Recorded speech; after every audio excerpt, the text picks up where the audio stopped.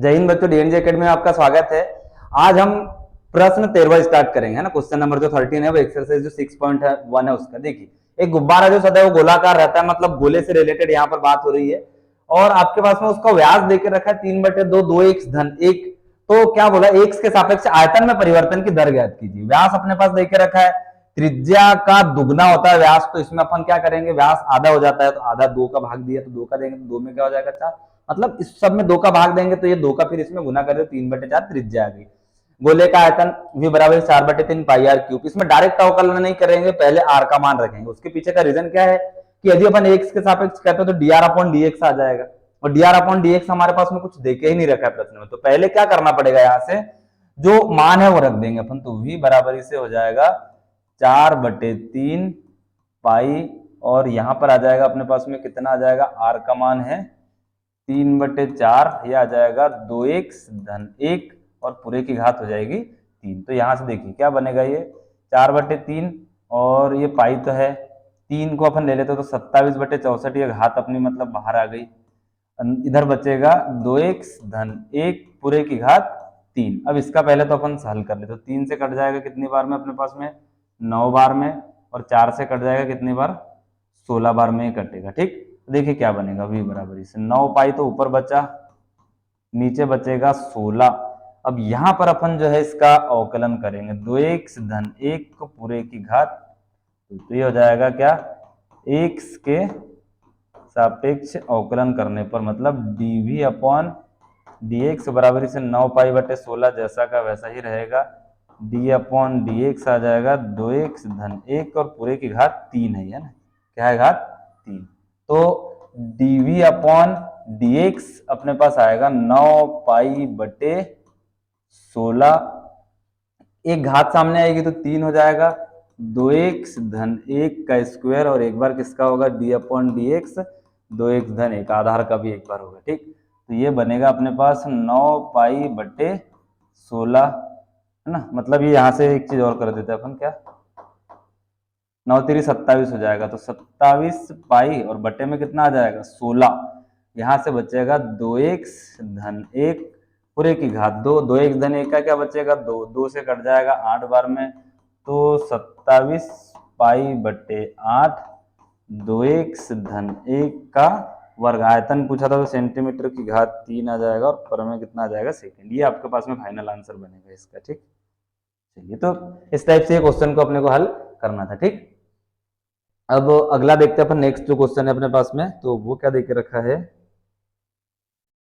ये एक पाइप से रेत 12 सेंटीमीटर की घात 3 पर सेकंड की दर से गिर रही है। गिरते हुए जमीन पर एक शंकु बनाती है, मतलब शंकु के ही फॉर्मूले से रिलेटेड यहाँ पर बात हो रही है, जिसकी ऊंचाई सदैव आधार की त्रिज्या का 6वां भाग है। रेत से बने शंकु की ऊंचाई किस दर से बढ़ रही है, जब ऊंचाई कितनी हो, उसकी ऊंचाई कितनी हो उस कंडीशन में 4 सेंटीमीटर हो, यह आपको क्वेश्चन में यहाँ पर बोला है। ठीक, चलिए, तो देखिए अब कैसे इसको अपन हल करेंगे।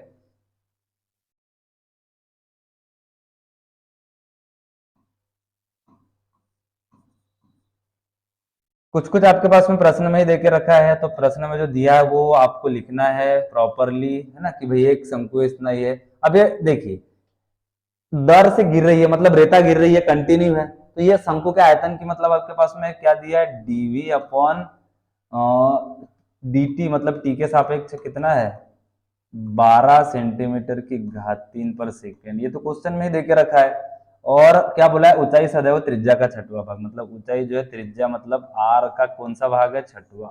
ये समीकरण नंबर इसको 1 दे देते, ये हो जाएगा समीकरण नंबर 2। और आपके पास में जो है एग्जैक्ट ऊंचाई कितनी देके रखी है, यहाँ से अपन एच का मान भी निकाल लेते हैं, है ना। तो नहीं, आर का मान निकालेंगे तो आर का मान कितना आ जाएगा, 6h हो जाएगा, समीकरण नंबर 3। और h आपके पास में देके रखा है कितना, 4 सेंटीमीटर, ये समीकरण नंबर हो गया 4। इतना सब दिखे रखा है आपको प्रश्न में। ठीक, यहाँ से अपन ने एक मान निकाल लिया, आर का या एच का कोई भी अपन निकाल सकते थे, एच का मान डायरेक्ट दिया था इसलिए यहाँ से अपन ने क्या किया, आर का मान निकाल लिया। अब जो है अपने को यहाँ से शंकु का आयतन का फॉर्मूला लगाना है, कौन सा,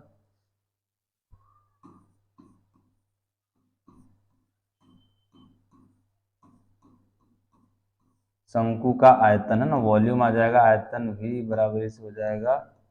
1/3 पाई आर स्क्वायर, है ना, क्या जाएगा अपने पास में 1/3।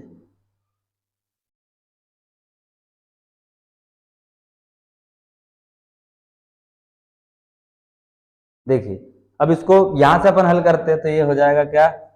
पहले अपन मान रख देते हैं ना, यहाँ पर पहले तो मान ही रखेंगे अपन, तो v बराबर पाई आर कितना आ जाएगा क्यू,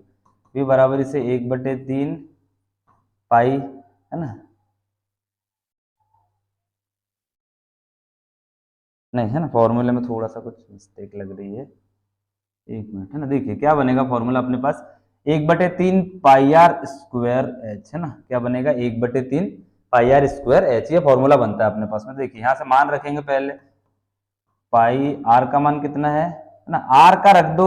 या फिर एच का भी रख सकते हैं अपन, तो आर का ही मान रखते हैं अपन, है ना, आर का क्यों रखेंगे वो भी उसके पीछे का अपन रीजन जानेंगे, 6h और ये हो जाएगा पूरे का वर्ग और h तो h ही रहेगा v। अब देखिए हमने पहले ही क्यों मान रखे, अवकलन क्यों नहीं किया, क्योंकि दोनों यहाँ पर चर राशियां थी आर बी और एच बी, नहीं क्योंकि टी के सापेक्ष करते तो D R upon D T आता, D H upon D T आता, तो कहां से अपन मान रखते, तो एक किसी में भी अपन ने कर दिया, या तो आर का मान रख दो या तो एच का, तो एच का रखने के पीछे का रीजन था कि एच अपने पास दे के रखा था और आपको शंकु की ऊंचाई किस दर से बढ़ रही है, मतलब D H upon D T तो पूछा, तो एच के सापेक्ष D H upon D T आएगा, इसलिए अपन ने जो ये मान रखा है यहाँ से, ठीक, तो इसके पीछे का यही रीजन था, तो v बराबर से बनेगा 1/3 पाई, ये हो जाएगा अपने पास में 6 का वर्ग हो जाएगा 36 और एच स्क्वायर, और ये कितना हो जाएगा h की घात 3, 3 से कट जाएगा कितने बार में 12 बार में, तो v बचेगा, ये आ जाएगा अपने पास में 12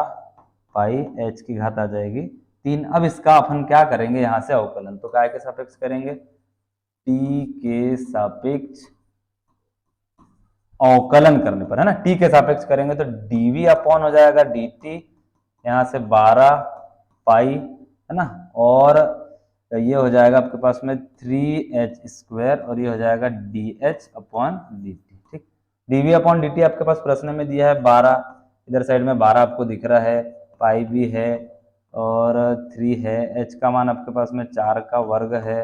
dh अपॉन dt यही आपको पूछा भी, तो यहाँ से 12 से 12 तो कट जाएगा, 12 से 12 कट गया, 4 चौक 16 3 48, है ना, तो ये बचेगा अपने पास में एक बराबरी से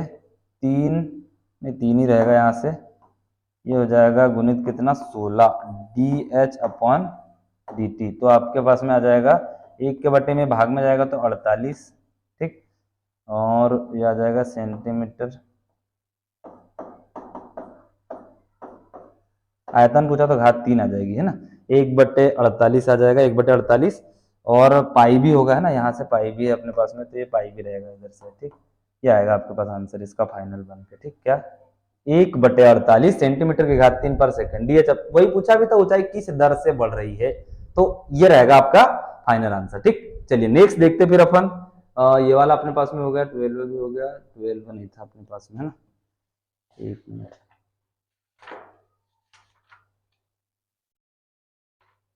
14 नंबर का ये क्वेश्चन था, अपन यहाँ पर 13 लिख दिया बाय मिस्टेक, तो ये 14 था, है ना, क्या था 14 था, इसके पहले का था आपके पास में ये वाला 13, ठीक। चलिए अब इसके बाद में जो रहेगा 15 नंबर का जो क्वेश्चन रहेगा, तो 15 नंबर का जो क्वेश्चन रहेगा, है ना, प्रश्न जो आपका रहेगा कौन सा,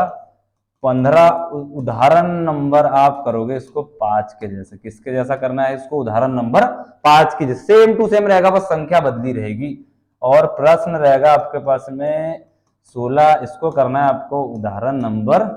6 की जैसे, कुछ भी चेंज नहीं आएगा, बहुत ही ज्यादा मतलब इजी रहेगा, सेम बनेगा, तो ये मतलब उदाहरण उदाहरण 5 से कराए वाले उसके जैसे आप इसको सॉल्व कर लीजिए। चलिए फिर नेक्स्ट है आपके पास में, इसके बाद में दो ऑब्जेक्टिव है, पहला है 17वें नंबर का ऑब्जेक्टिव आपके पास में, बहुत सा सिंपल है, अपन इसको पहला ही प्रश्न किया था, क्या बोला था, एक वृत्त की त्रिज्या r बराबर 6 सेंटीमीटर है ना, वृत्त की त्रिज्या r बराबर 6 सेंटीमीटर देके रखी है, फिर क्या बोला है, आर के सापेक्ष क्षेत्रफल में परिवर्तन की दर, तो वृत्त का क्षेत्रफल a बराबरी से क्या हो जाएगा पाई आर स्क्वायर, आर के सापेक्ष D A upon D R बराबरी से 2 पाई आर, है ना, 2 इंटू पाई इंटू 6, तो कितना आ जाएगा आपके पास में 12, है ना, कितना आ जाएगा 12 पाई आपके पास में, ऑप्शन भी देके रखा, तो ये बन जाएगा आपके पास में मतलब 17, है ना, 18वां जो है उसको भी अपन कर लेंगे, एक आर एक्स का मान आपके पास देके रखा है, आर एक्स जो है 18वां है ये क्वेश्चन, तो आर एक्स का मान कितना ऑब्जेक्टिव है दोनों, 3x² plus 36x, 3x² plus 36x और प्लस में कितना है 5। तो आर डेस एक्स मतलब पहले इसका अवकलन कर लेते हैं अपन, तीन दूनी कितना हो जाएगा 6x प्लस हो जाएगा 36। अब आपके पास में यहाँ पर जो है x बराबर से 15 दे के रखा सीमांत आय, तो आर डेस एक्स बराबर इससे आ जाएगा 6 गुणित 15 प्लस 36। तो 15 छक्के कितना हो जाएगा 90 प्लस 36, 90 100 126 आपका आंसर आ जाएगा। तो 126 आंसर आ जाएगा। तो ऑप्शन नंबर आपका करेक्ट कौन सा रहेगा, ऑप्शन नंबर डी हो जाएगा करेक्ट। और इसमें हो जाएगा आपका ऑप्शन नंबर कौन सा, बी करेक्ट हो जाएगा। ठीक, चलिए तो 17-18 होगा। एक्सरसाइज भी जो हमारी कंप्लीट हो गई। अब नेक्स्ट जो रहेगा बेसिक कुछ उदाहरण, कुछ उसके क्वेश्चन हम लोग नेक्स्ट क्लास में पढ़ेंगे।